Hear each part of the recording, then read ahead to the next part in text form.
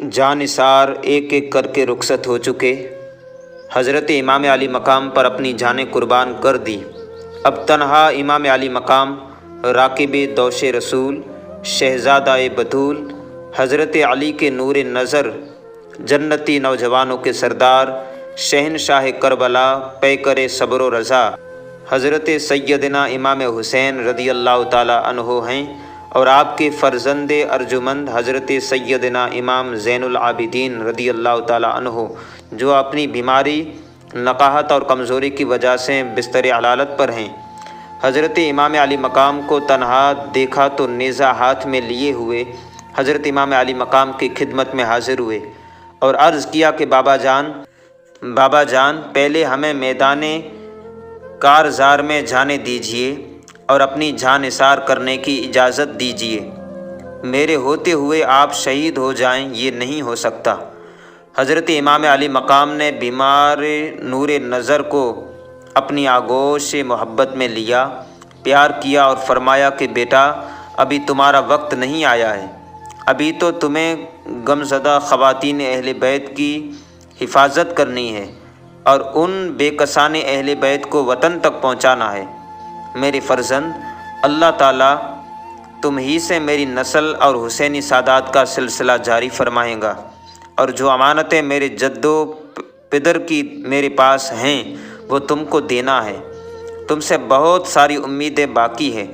دیکھو میرے فرزند، میرے لخت جگر، صبر و استقامت سے رہنا اور راہ حق میں آنے والی ہر تکلیف و مصیبت کو خندہ پیشانی کے ساتھ برداشت کرنا، اور ہر حالت میں اپنے نانا جان صلی اللہ علیہ وسلم کی شریعت و سنت کی پابندی کرنا، اور جب بھی مدینے پہنچنا تو نانا جان سے میرا سلام کہنا اور سارا آنکھوں دیکھا حال سنانا۔ میرے بعد تم ہی میرے جانشین ہو، اس لیے تمہیں میدان کارزار میں جانے کی اجازت نہیں ہے۔ پھر امام علی مقام نے ان کو تمام ذمہ داریوں کا حامل کیا، اپنی دستار مبارک اتار کر ان کے سر پر رکھی اور اس صبر و رضا کی پیکر کو بستر علالت پر لٹا دیا۔ اب امام علی مقام اپنے خیمے میں تشریف لائے، صندوق کھولا، قبائے مصری زیب تن فرمائی، اپنے نانا جان کا امامہ مبارک سر پر باندھا، سید الشہداء حضرت امیر حمزہ رضی اللہ عنہ کی ڈھال پشت پر رکھی، شیر خدا حضرت علی مرتضیٰ رضی اللہ عنہ کی تلوار ذوالفقار گلے میں شمائل کی، اور حضرت جعفر طیار کا نیزہ ہاتھ میں لیا، اور اپنی برادر اکبر سیدنا امام حسن کا پٹکا کمر میں باندھا۔ اس طرح شہیدوں کے آقا، جنت کے نوجوانوں کے سردار، سب کچھ راہ حق میں قربان کرنے کے بعد اپنی جان عزیز کا نذرانہ پیش کرنے کے لیے تیار ہو گئے۔ اہل خیمہ نے اس منظر کو کس آنکھوں سے دیکھا ہوگا؟ ان کا سردار ان سے طویل عرصے کے لیے جدا ہونے والا ہے۔ ناز پروردوں کے سروں سے شفقت پدری کا سایہ اٹھنے والا ہے۔ نو نہالان اہل بیت کے گرد یتیمی منڈلا رہی ہے۔ ازواج کا سہاگ رخصت ہو رہا ہے۔ بے کس قافلہ حسرت بری نگاہوں سے امام کے چہرے پر نظر کر رہا ہے۔ نورانی آنکھوں سے آنسو جاری ہیں۔ حضرت امام پاک نے اہل بیت اطہار کو خدا کے سپرد فرمایا، صبر و شکر کی تلقین فرمائی، اور سب کو اپنا آخری دیدار دکھا کر اور آخری سلام کر کے گھوڑے پر سوار ہو گئے۔ 3 دن کے بھوکے پیاسے اور اپنی نگاہوں کے سامنے اپنے بیٹوں، بھائیوں، بھتیجوں اور جانثاروں کو راہ حق میں قربان کر دینے والے امام پہاڑوں کی طرح جمی ہوئی فوجوں کے مقابلے میں شیر کی طرح ڈٹ کر کھڑے ہو گئے، اور میدان کربلا میں ایک ولولہ انگیز رجز پڑی اور آپ کے ذاتی فضائل پر مشتمل تھی، اور اس میں شامیوں کو رسول اللہ صلی اللہ علیہ وسلم کی ناخوشی اور ناراضگی اور ظلم کے انجام سے ڈرایا تھا۔ اس کے بعد آپ نے ایک فصیح و بلیغ تقریر فرمائی۔ اس میں آپ نے حمد و صلات کی بات فرمایا کہ اے لوگو، تم جس رسول اللہ صلی اللہ علیہ وسلم کا کلمہ پڑھتے ہو، اسی رسول کا ارشاد ہے کہ جس نے حسن و حسین سے دشمنی کی اس نے مجھ سے دشمنی کی، اور جس نے مجھ سے دشمنی کی اس نے اللہ تعالیٰ سے دشمنی کی۔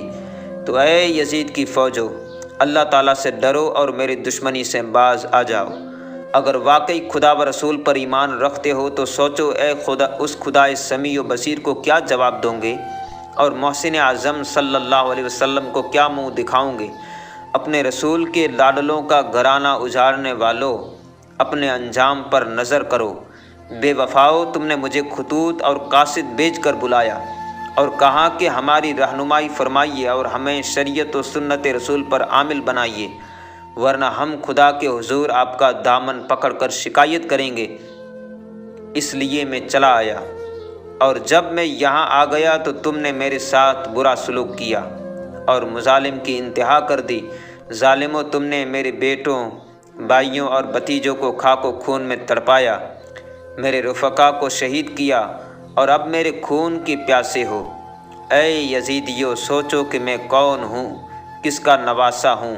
میرے والد گرامی اور میرے والدہ صاحبہ کون تھی؟ اے بے غیرتو، اب بھی وقت ہے، شرم سے کام لو اور میرے خون سے اپنے ہاتھوں کو رنگین کر کے اپنی آخرت کو برباد نہ کرو۔ اتنے میں یزیدی لشکر میں شور اٹھا اور کسی نے کہا کہ اے حسین، ہمیں کچھ نہیں سننا، آپ کے لیے سیدھا راستہ یہ ہے کہ یا تو آپ یزید کی بیعت کر لیجئے یا پھر جنگ کے لیے تیار ہو جائیے۔ امام علی مقام نے فرمایا، اے بدبختو، مجھے خوب معلوم ہے کہ تمہارے دلوں پر مہر لگ چکی ہے اور تمہاری غیرت ایمانی مردہ ہو چکی ہے۔ اے یزیدیو، میں نے یہ تقریر صرف اتمام حجت کے لیے کی تاکہ کل تم یہ نہ کہہ سکو کہ ہم نے حق اور امام برحق کو نہیں پہچانا تھا۔ الحمدللہ، میں نے تمہارا یہ عذر ختم کر دیا۔ اب رہا یزید کی بیعت کا سوال، تو یہ مجھ سے ہرگز نہیں ہو سکتا کہ میں فاسق و فاجر کے سامنے سر جھکاؤں۔ مرد حق باطل سے ہرگز خوف کھا سکتا نہیں، سر کٹا سکتا ہے لیکن سر جھکا سکتا نہیں۔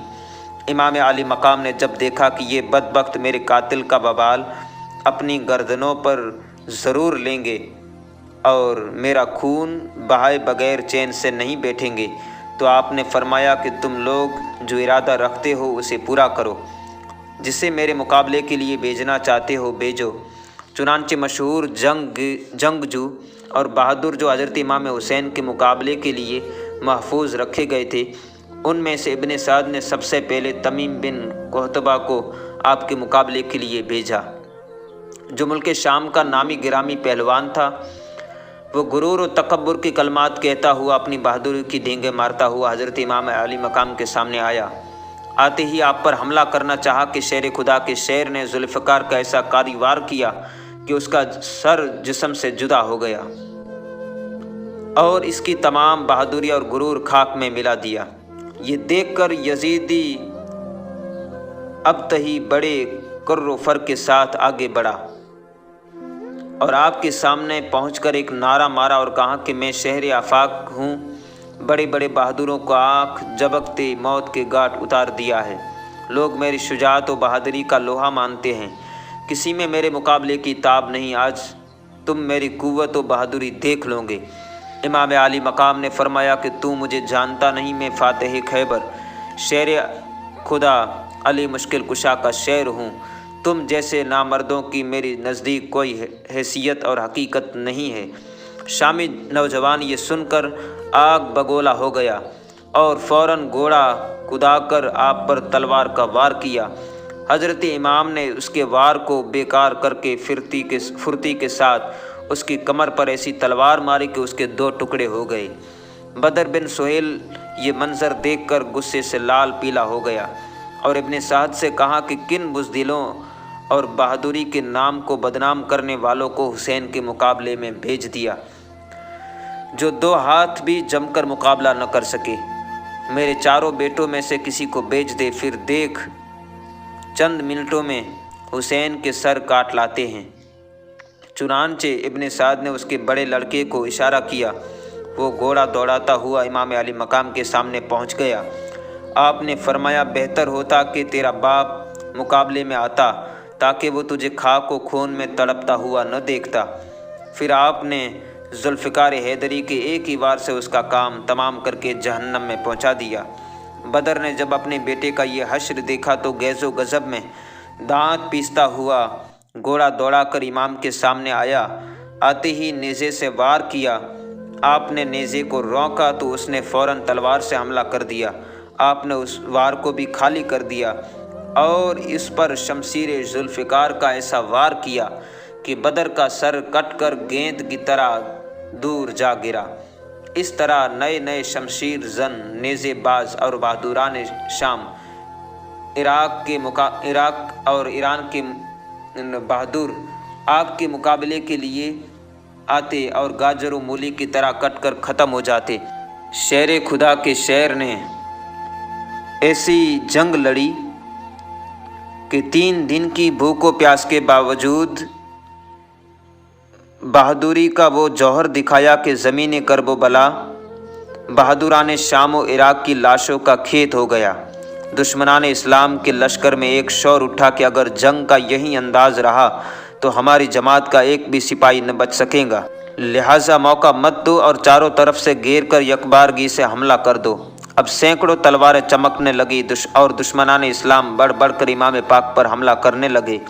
उधर आपकी तलवार जुल्फ़िकार से आप जिस तरफ हमला करते पर के पर काट डालते और दुश्मनों के सरों को इस तरह उड़ाते जैसे बादे खिज़ां के झोंके दरख्तों से पत्ते गिराते हैं।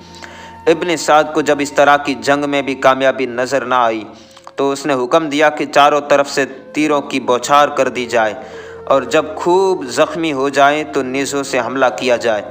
तीर अंदाज़ों ने आपको चारों तरफ से घेर लिया और चारों तरफ से तीरों की बारिश शुरू हो गई। हज़रत इमाम का घोड़ा इस कदर ज़ख्मी हो गया कि उसमें आप काम करने की ताकत न रही। मजबूरन हज़रत इमाम को एक जगह ठहरना पड़ा। हर तरफ से तीर आ रहे हैं और इमाम मज़लूम का जिस्म अक़दस तीरों का निशाना बन रहा है। तने नाज़नीन ज़ख्मों से चूर और लहूलुहान हो रहा है। बेवफा कोफियों ने जिगर पाराए रसूल फरजंदे बतूल को खतूत और कासिदों के ज़रिए बुलाकर मेहमान बनाने का वादा किया था और वो अपनी मेहमान के साथ ऐसा सलूक कर रहे हैं। अचानक जहर में बुझा हुआ एक तीर आया और हज़रत इमाम पाक की पेशानी पर लगा। ये वो पेशानी है जिसे रसूलुल्लाह सल्लल्लाहु अलैहि वसल्लम ने हज़ारों बार चूमा था। तीर लगते ही चेहरा अनवर पर खून का धारा बह निकला।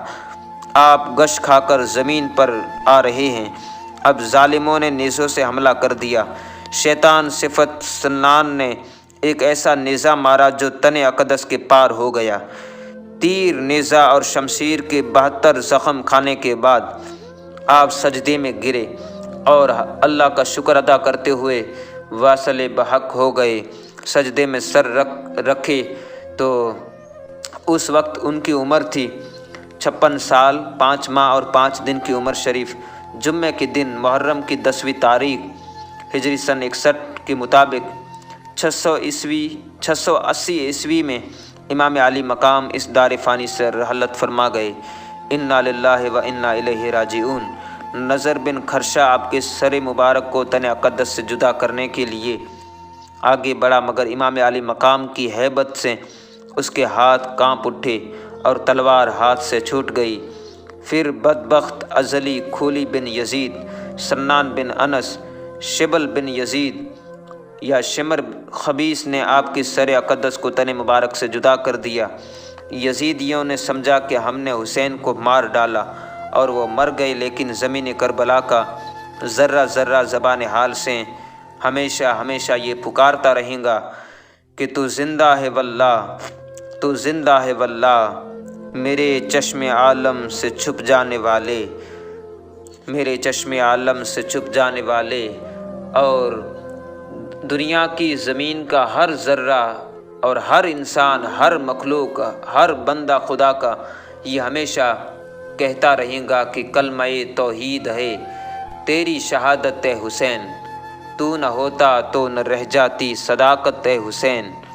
मिल्लत इस्लाम को मिलता है एक दरसे हयात, कैसे भूलें हम तेरा यौम शहादत है हुसैन। एहतिमाल आने को है फिर से यजीदियत का दौर, फिर जहां वालों को है तेरी ज़रूरत ए हुसैन। दोस्तों, उम्मीद है कि आपको इमाम अली मकाम की शहादत का ये मुख्तसर वाक़या और तज़किरा आपको ज़रूर पसंद आया होगा। دوستو اگر آپ ایسی ہی بہترین واقعات اور اسلامی تاریخ جاننا چاہتے ہو تو ہمارے چینل حافظ نالج کو ضرور سبسکرائب کیجیے۔ ملتے ہیں ایک نئی ویڈیو کے ساتھ، تب تک کے لیے اللہ حافظ۔